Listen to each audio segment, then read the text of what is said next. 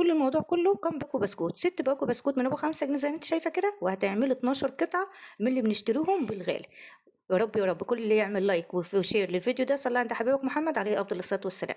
معايا هنا 6 بواكي بسكوت من ابو 5 جنيه، هجيبهم كده اكسرهم في الكبه اطحنهم طحن ناعم. تمام. واحطهم في بوله واركنهم على جنب، واجيب كوبايه من الحليب عليها معلقه من النشا، معلقه من الكاكاو الخام، معلقه من السكر، كيس نسكافيه سريع الذوبان، ومعلقة كبيرة من الزبدة، وأقلب ده كله وارفعه على النار لحد كله ما يربط معانا، ونفضل نقلب فيه لحد ما يربط معانا ونوصل للقوام ده. تمام. هنزل بقى بالخليط وهو سخن على البسكوت، ونبدأ نقلب لحد ما البسكوت يتشرب معانا ويبدأ معانا زي العجينة بالظبط. هوريكم قوام. أنا سبت شوية في الكسرولة بتاعتي لما أشوف البسكوت هيتشرب ولا هيحتاج تاني. احتاجتهم فضفتهم زي ما احنا شايفين كده، وهنكمل بقى تقليب لحد ما نوصل للقوام المطلوب. انتوا شايفين كده ده القوام بقى المطلوب، نتك عليها تبقى زي العجينة في ايدينا. تمام.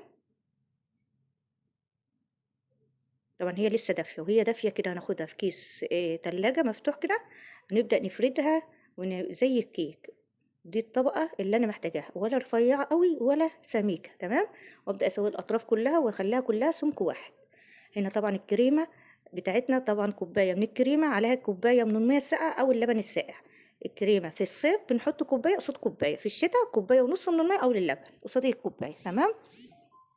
هنا معلقتين صوص فراولة، طبعا صوص الفراولة ده أنا ببقى عاملاه في البيت، طريقته سهلة جدا. لو عايزين الطريقة اكتبوا لي تم أو طريقة صوص الفراولة وأنا هكتب لكم الطريقة في التعليقات. أبدأ بقى ألف كده الرول بتاعي أو الصوص رول، والفه كويس جدا واضغط عليه، والفه بالاكياس بتاعتي، وادخله بقى الفريزر. هحطه بقى على صينيه او على اي حاجه عشان اعرف يبقى سهل معايا في الشياله، وادخله الفريزر لحد ساعه او ساعتين يتماسك معانا. هنا بقى معايا 6 مكعبات من الشوكولاته بتاع المطبخ، ومعايا كوبايه من الميه السخنه، ومعلقة من الزيت، واحطهم كده لحد ما الشوكولاتة بتاعتنا تسيح. احنا هنعمل بنسيح الشوكولاتة كده على حمام بخار. تمام. في كيس التلاجة كده، لو مش متوفر عندك ممكن تحطيها في طبق على على المية السخنة، هتسيح معاكي مع المعلقة.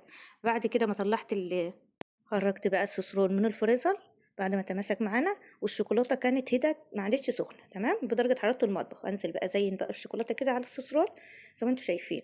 طبعا التزيين ده اختيار. هنا بقى كريمه كانت فاضله عندي زينت بقى كده، وهنبدأ بقى نسوي السوسرول كده من القدام، ونبدأ بقى نقطع. طبعا السكينة بننزلها في مية سخنة ونبدأ نقطع عشان الشوكولاتة ما تتكسرش، عشان انا عملت واحدة دي عيش زي ما انتم شايفين اتكسرت مني عشان ما كنتش مسخنة السكينة في مية سخنة، فرجعت سخنتها في مية سخنة وقطعتها. تمام.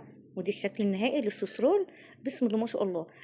بست بواكي بسكوت عملنا 12 قطعة سوسرول، دول بس اللي فاضوا مني من الأولاد. جميل جدًا وطعمه خطير، ما فيش بقى. تسلم إيدِك يا مرمر، وصفتنا النهارده تستاهل كام من 10. والسلام عليكم ورحمة الله وبركاته.